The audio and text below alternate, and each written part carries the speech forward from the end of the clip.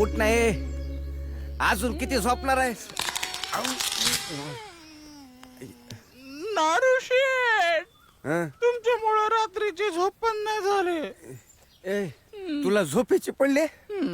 ए सोन्या, गाडी शोधतो ना आपण. मला मदन शेठचं बोलणं आता पटू लागले बरं का. काय? आणि म्हणला घाई केली की नारू सारखी अवलाद पैदा होते. मदन शेठ तुझ्याशी हे डिस्कस करतात? यांचा आपल्यावर विश्वास आहे. त्यांनी सांगितलेली कुठलीच गोष्ट मी कुणालाच सांगत नाही. नको सांगू. नारू शेठ, ओ, लय भूक लागली.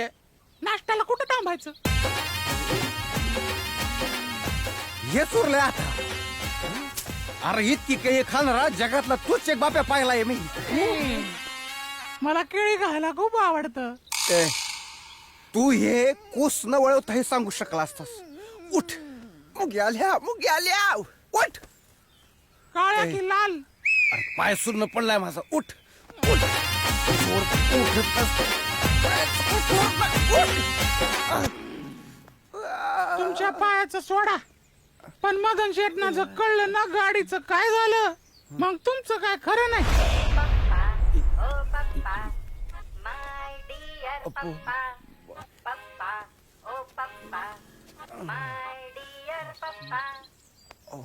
पप्पा कोणाचे रे, कोणाचे? हँडसम पप्पा कोणाचे? यायला गबाय, कुठं होता रात्रभर? हा, काय फोन नाही, मेसेज नाही, कॉल नाही, चावट जोक नाही. गाडी घेऊन जंगलात गेलेलो पप्पा. जंगलात रात्रीचा? हो. मदन शेठ, तुमची गाडी पळवली. काय म्हणतो त्याने? गाडीत काय म्हणतो? जोरात पळवली पप्पा, जोरात. पण पप्पा, गाडीला काही जबरदस्त लाइटिंग केली तुम्ही. तुझ्या आयला तुझा पप्पा काय साधा वाटला होय? रात्री लाइटिंग फुलवून करून जर जंगलात घुसला का नाही, तर टायगर असा स्वतः येऊन विचारतो, अरे हा कोण टायगर आला? तुझ्या आईला. ए, परत कधी येणार?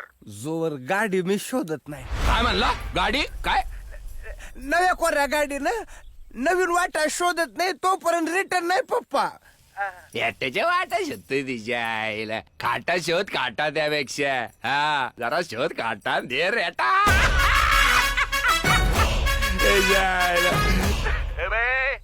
तुला काय शोधायचं असेल शोध.